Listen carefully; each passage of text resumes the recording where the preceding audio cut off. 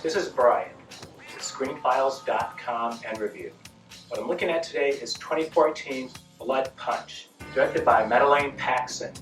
And if you're like me, you probably saw Harold Ramis's, rest in peace, Groundhog Day, and were wondering when there'd be a really great horror movie based upon the same premise. We've had Happy Death Day, and there have been a few others along the way, though none of them quite hit the mark. Blood Punch doesn't either, but it gets awfully close. The movie revolves around these three people who are caught up in a curse, a Native American curse in fact, which causes them to repeat the same day again and again. And I mentioned Groundhog Day because it has a similar premise, but also because Blood Punch is particularly violent. It takes the Groundhog Day concept and moves it to its most logical extreme, which is to say, when people die and restart their day again and again, their bodies are still there.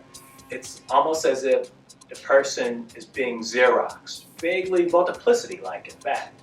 So as long as these three individuals are caught in this loop, they keep dying again and again, mainly because they keep killing each other, because one happens to be a psychopath and the other two are doing it as well, if only to find out how to get out of this loop. So going back to Groundhog Day, if you recall that movie, when Bill Murray died and awoke each time, it was pristine, in the sense that he had the memories of what he went through, but there was nothing else to remind him of it. As I mentioned already, these people have a trail of corpses of themselves to look back on. It's an odd movie, and it works surprisingly well. It was written by Eddie Gazalian, and he and Madeleine Paxson both work in, I want to call them young adult type television shows. And this is probably the most adult thing they've ever done. And what I find most fascinating about it is that it veers close to comedy at points. I'm not entirely sure that you can take this type of situation and have it be otherwise, but it never quite crosses that line. It's very dark, funny at times, but it never veers into comedy really. It's very well acted. The leads, Milo Cawthorn and Olivia Tennant, work with the material really well. At first though, I thought that Olivia Tennant was very kind of deadpan, almost stoic in the way she was going about things. But you have to keep in mind the premise of this movie. Namely, this woman is caught up in a loop, repeating the same things again and again and again. At some point, she reached a stage where she is just not taking any shit. She's very to the point, very direct, and doesn't mince words, or actions for that matter. Because, as I said, she keeps repeating these events again and again, and she can't find her way out of them. And this is probably the most interesting thing about Blood Punch.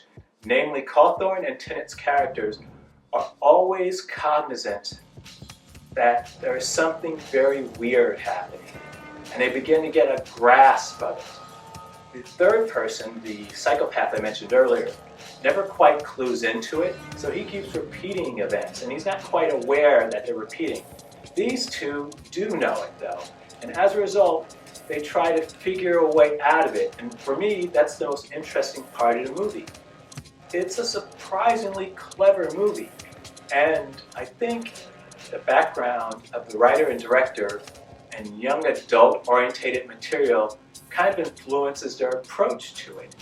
It feels very novel. It's not. The premise is not new, even applied to horror. It's not done a lot, but it's not new. Though the way they seem to approach it feels new.